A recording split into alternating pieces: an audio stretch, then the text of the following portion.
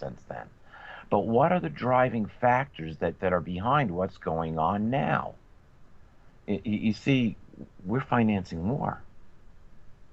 Ooh, there's a moneymaker there. Oh yeah. And what do you mean we're financing war? Well, here's something that everybody missed. You see, what happened last September? The United Nations voted, the General Assembly of the United Nations voted to end extremism. Now, if anybody paid attention to this, all the Arab countries were all jumping up and down. All the leaders were excited, separating Islam from extremists, and you know what we see with it. And this was all based on ISIS. Where did ISIS come out from? Huh? ISIS came on the scene after the 10 days of Mandela, and we got the 10 days of Mandela after Comet Ison, the greatest comet that never appeared in the civilization's lifetime, was obviously destroyed. It was, and the tell is, I was just looking at this online the other day. I was looking up something, and here's a laid out set of photographs that show Ison as it comes around the sun. Now I watched this in real time, and as soon as it came out from behind the sun, I said that comb is blowing the wrong way. It's supposed to be blowing 90 degrees away from the sun, no matter where it's located, and it's blowing at 45. What's going on here? This thing is supposed to be pointing the direct opposite of the sun, no matter where it's traveling. And here, the thing's making a 45-degree turn. What's going on here? Why is the coma of the comet blowing to the left when it should be blowing straight out? So you're saying they blew it up? It disappeared, didn't it? It did. No, you're right. It did. I remember it just vanished. I And remember. what and what day was that? Oh, that was Hanukkah, the first day of Hanukkah. And what did we get instead of Comet Ison? The 10 days of Mandela, the night of Malta, subject to the Pope, or in servitude of the Pope, and subject to the Vatican. The man who died twice, the first time on June 26th and the second time on December 5th. What, are you kidding me? And that whole thing lasts 10 days, which is tied into a lunar alignment of the Voortrekker Monument. Go look that one up, which is in South Africa. And he gets interned the day before the alignment, and the lunar alignment with the Voortrekker Monument also matches where Comet Ison would have been on December 16th. And when all the Mayan folks turned around and went back and said, oh, why didn't it happen on December 21st? They said, oh, because we forgot to carry the 0 year. It should have been December 16th. On the evening of December 16th, the Mayan feathered snake god should have made itself clear in the evening sky. It would have looked like a giant exclamation point standing right above Venus. But it was gone. And then we got immediately thereafter, the revolution in Ukraine turned bloody. We got an Ebola outbreak in Africa, one that had world Yeah, consequences total behind. psyop. Absolutely. I mean, come on. If it was a real situation where everybody was getting Ebola and it was as contagious as they say it was, would all be either in some type of confinement right now, hiding from it, or would be dead. Yeah, but it was all a psyop. Now, keep that in mind. What else did we get, though? It didn't happen in the month of December. It happened on the 3rd of January, that all of a sudden this little known group called ISIS reared its nasty head and became the enemy of the entire world, and since then has expanded throughout the Middle East and Africa in Well, and let's all of talk the hot about, spots. Peter, you know this better than most people. Let's talk about ISIS and who's funding them, who they really are, because every other article that you read in the conspiracy realms or even in a lot of the mainstream media now is talking about how ISIS is the biggest threat and they've got briefcase nukes and we've really got to watch out for them because they're going to go through the Mexican border and get us in our sleep.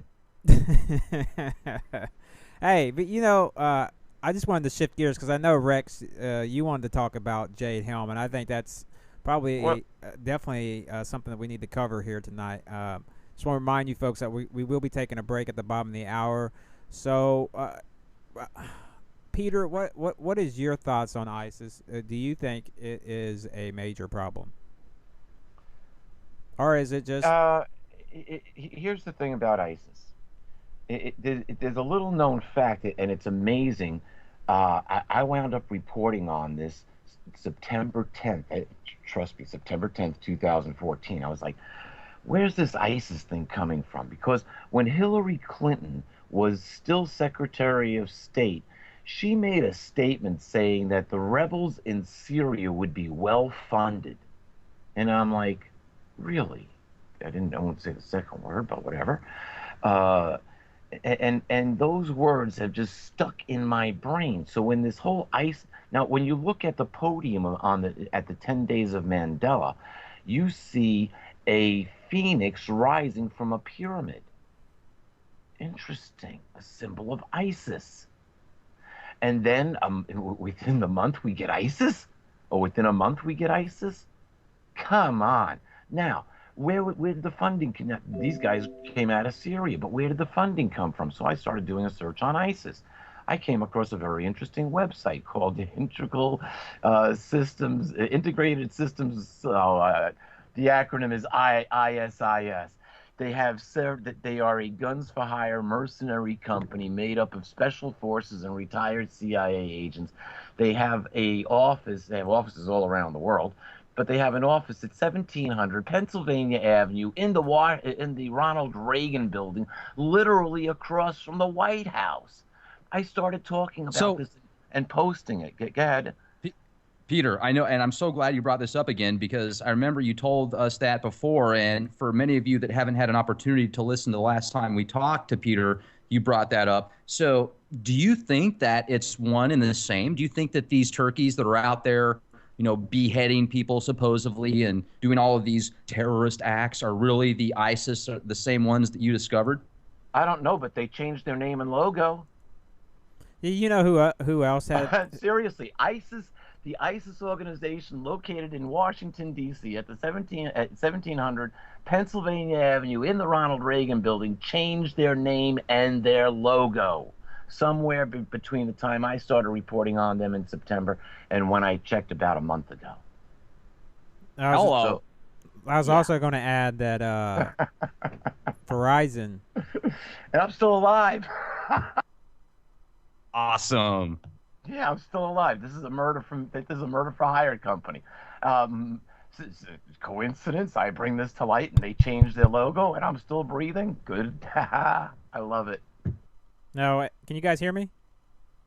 Yes, sir. Okay, I was just going to bring up Verizon Wireless also had a pay system that they also named ISIS, and they changed it too.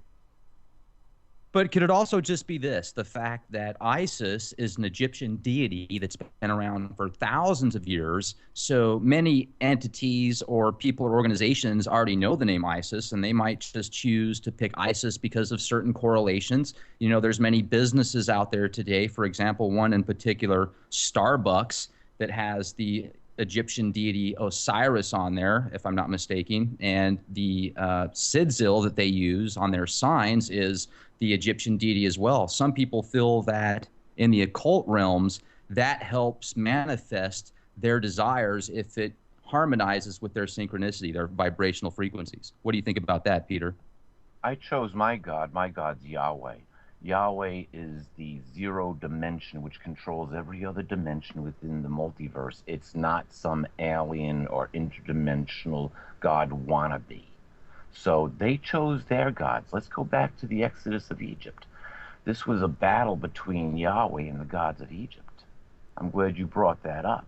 See, when you go back to the 10 Days of Mandela, remember all the presidents were there, all these world dignitaries, over 90 of them, and they're standing next to this crazy guy who's signing in a language that nobody knows, that nobody can understand. What I'm talking about when I say nobody, everyone who understands sign language, whether it be American or from some other country, no one of the experts, including my mother, could understand what in the world he was saying. My mother is a certified American Sign Language translator. She has been all my life. So I think she might know. What's this guy talking about? I have no clue.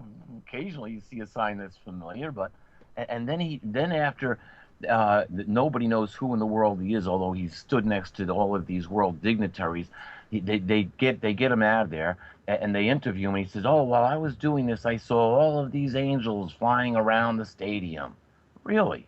So you were invoking this was a satanic ritual that went on for 10 days, and they were invoking the gods.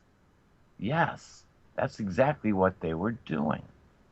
I did a whole video on this with Alfred Weber in both when it was going on, in and then about I think in March of 2014. There's the follow-up video to it. But yeah, we talked about this quite extensively. But here we are. That was the setup for the blood moons. And the tetrad blood moons, I said our world's going to be in a very different place by the time the tetrad blood moons are over, and they're over in September. Now, we've got all of a sudden this thing, and I want to point out something. Nothing happened with Elenin except that in alignment with Helenin, HARP and tsunami bombs were used in order to create the Fukushima situation, which we have now, which has been poisoning the earth for the past. Do you think they also had something underground, Peter, when that happened? Some type of maybe low yield nuclear weapon or something? Yeah, there was. So offshore. That's what created the tsunami. It was, no, how can you say that? Because 4 days after the tsunami, they were getting readings of radioactive sulfur in the air. And the only way to get readings of radioactive sulfur in the air is through a nuclear reaction hitting salt water. And everybody was saying, oh, well, the salt water breached the reactors. No, it hadn't breached the reactors yet. It hadn't reached the reactors yet. This was only 4 days after. And during the event, Japanese scientists monitored a high-level energy anomaly in the ionosphere. And when I checked it a little over a year ago, I still found that paper online. That information is still online about the Japanese scientists. We got a break here in like 1 second, so I want to bring this back up when we come back. Yeah, definitely. We're going to bring that up. We're going to take a short break here, folks. It's a 5-minute news break. Just want to remind